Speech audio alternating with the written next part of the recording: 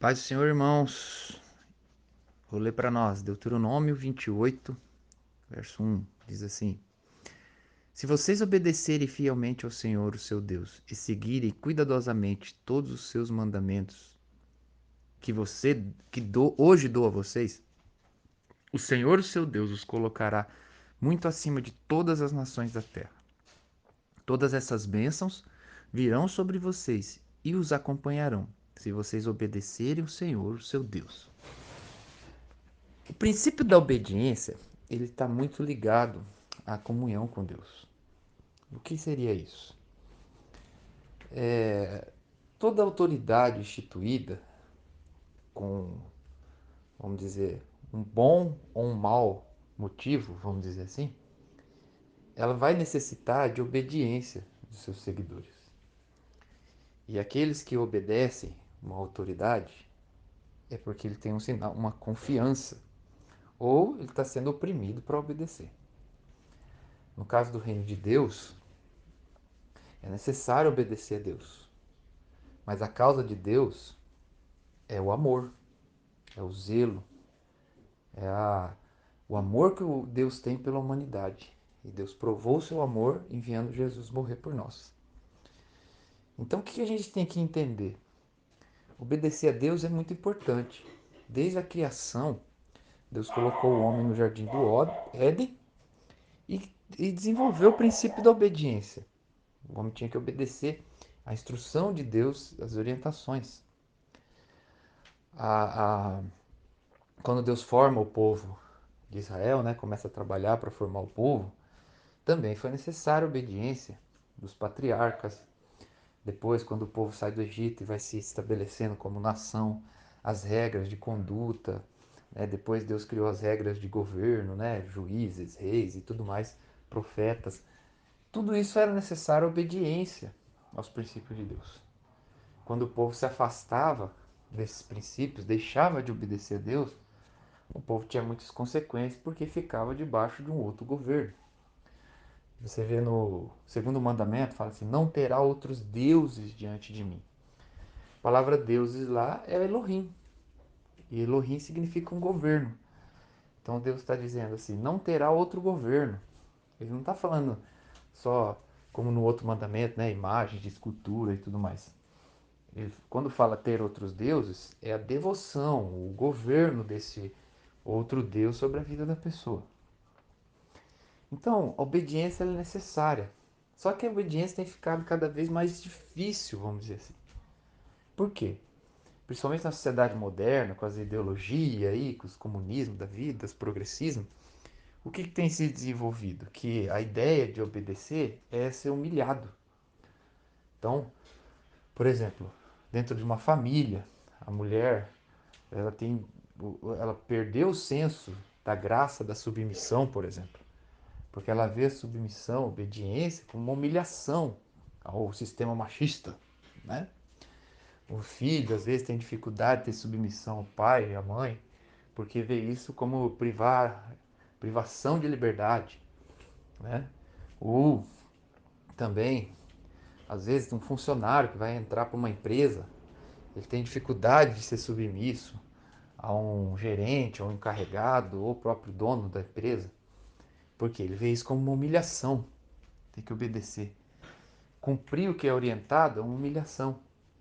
E infelizmente eles trazem isso para dentro da igreja também, as pessoas.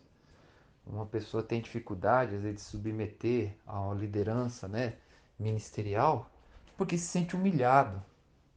Porque muitas vezes, gente, obedecer é sacrifício. Obedecer, às vezes, é você reter a sua opinião para cumprir a forma que o outro está orientando, que é a liderança, né, que o líder está orientando. E isso exige um sacrifício, mas é necessário quando a gente crê. Então, no reino de Deus, existe ainda a obediência a Deus. Só que hoje a obediência é pela graça de Deus. A gente pode se regozijar na graça de Deus. E a Bíblia fala, por exemplo, que a mensagem da cruz, tudo que foi conquistado por meio de Cristo, ela é loucura para quem se perde. mas ele é poder para quem crê. Então, nos dias de hoje, a obediência ela não pode soar para você em tom de humilhação ou de sacrifício. A obediência a Deus, ela tem que soar para você como algo prazeroso, como graça de Deus. E todo aquele que é nascido de novo e quer viver a mente de Cristo, aonde for necessário ele obedecer, ele vai encontrar prazer nisso. Se dentro da posição individual dele ele tem que obedecer aos seus pais, ele vai ter prazer nisso. A mulher vai ter que obedecer ao seu marido, algumas questões da família, ela vai ter prazer nisso.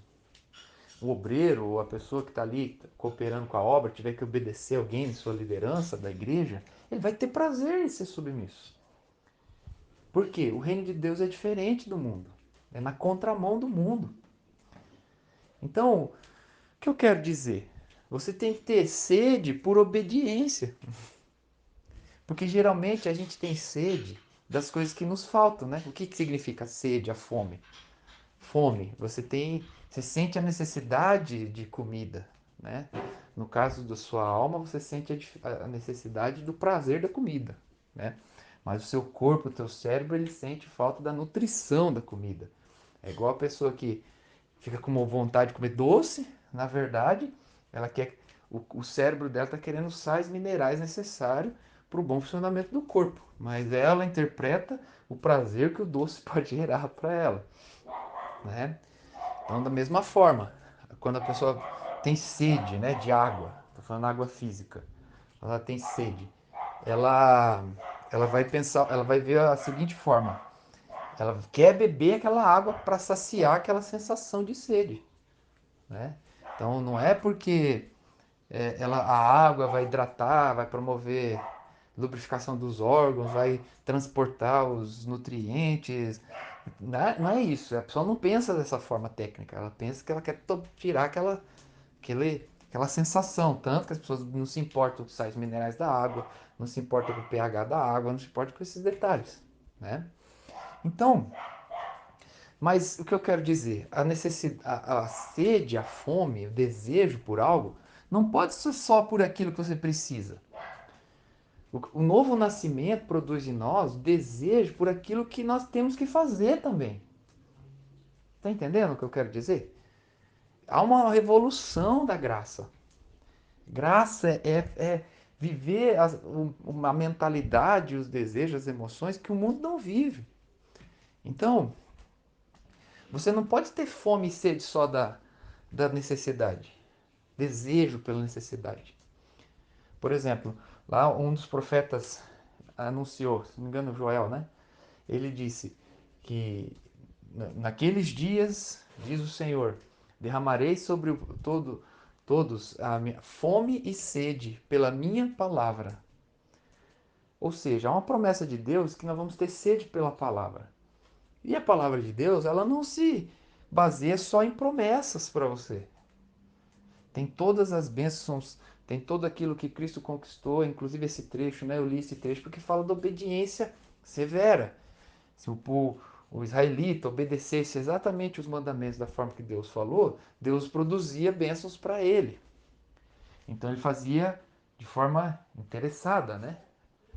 Agora, por outro lado, se ele não obedecesse, as maldições viriam sobre ele. Mas Gálatas 3,3 vai dizer que Cristo nos redimiu da maldição. Inclusive da maldição de obedecer por interesse. Você tem que ver isso como maldição. Obediência por interesse é uma maldição. Você não pode se sujeitar a isso. A obediência deve ser pela graça, por um viver do Espírito, algo que o Espírito Santo produz, através do novo nascimento e da comunhão constante. A fé produz isso. Então, você tem que ter fome da obediência. É como pegar, por exemplo, uma área da sua vida, a área financeira, por exemplo.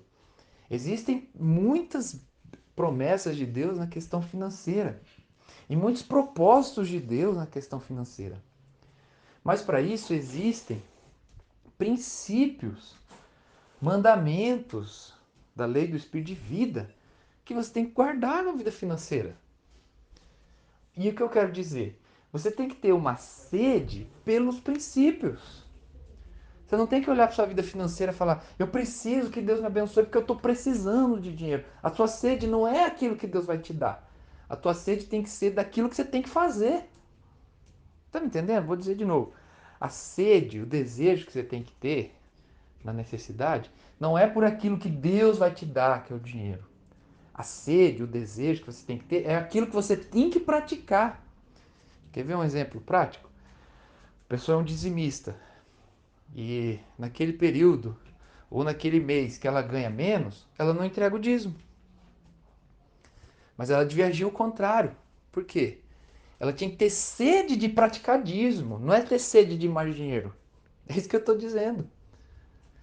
Ela às vezes recebe um dinheiro, diminui, vamos dizer, a sua renda ou alguma coisa, acontece algum problema que Satanás levanta, ela tinha que ter sede de ofertar.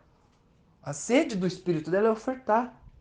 Mas a alma dela diz: não, retenha, não faça, não cumpra o seu voto, esse dinheiro vai faltar. Então isso é a mentalidade da carne. Agora a mentalidade do espírito tem sede por ofertar. Irmão, eu tenho certeza, se você olhar para dentro de você com sinceridade, no seu espírito, você vai ter sede de dar. Você vai ter sede de desejo de ofertar, desejo de entregar o seu dízimo. Está aí no seu espírito, porque você nasceu de novo. E é o princípio de Deus. E tem toda aquela estrutura de revelação, né, do que é o dízimo, do que são as ofertas. O dízimo que santifica o seu dinheiro, as ofertas que trazem multiplicação do seu dinheiro. Então, tudo isso é o quê? Você tem que ter sede de realizar. Você tem que enxergar em você a sede de fazer, sede de cooperar, sede de cumprir o mandamento, de guardar o mandamento. Não é a sede da necessidade. Então, por exemplo, você precisa de uma provisão para um projeto a mais que você vai fazer, ou uma renda maior que você quer ter na sua vida, você não tem que ficar, eu tenho sede de mais dinheiro. Não, você tem que enxergar em você a sede, o desejo de dizimar, o desejo de ofertar. Ou seja, você vai criar uma nova oferta, você vai criar uma nova forma de repartir o que você tem. Você vai criar uma forma, né? Você pode, eu já vi pessoas falarem, ah, vou dar o dízimo dobrado. A pessoa escolhe isso. Você dá o dízimo pela fé.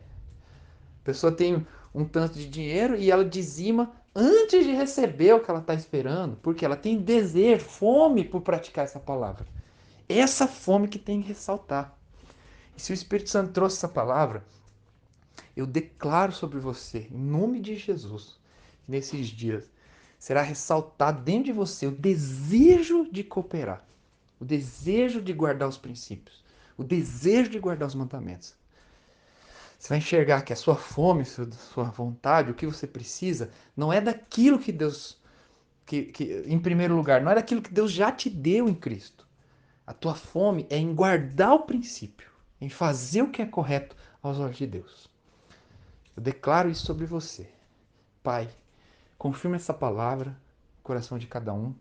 Em nome de Jesus Cristo, quebra as barreiras, o espírito da dúvida e da cegueira. Em nome de Jesus, eu peço a sua intervenção e que o Senhor traga à tona a fome pelos princípios, a fome pela verdade. Santifica-nos na verdade, a tua palavra é a verdade. Em nome de Jesus, abra os olhos do nosso coração para que venhamos contemplar as maravilhas da sua lei. E eu te dou a honra e a glória por esse momento, em nome de Jesus.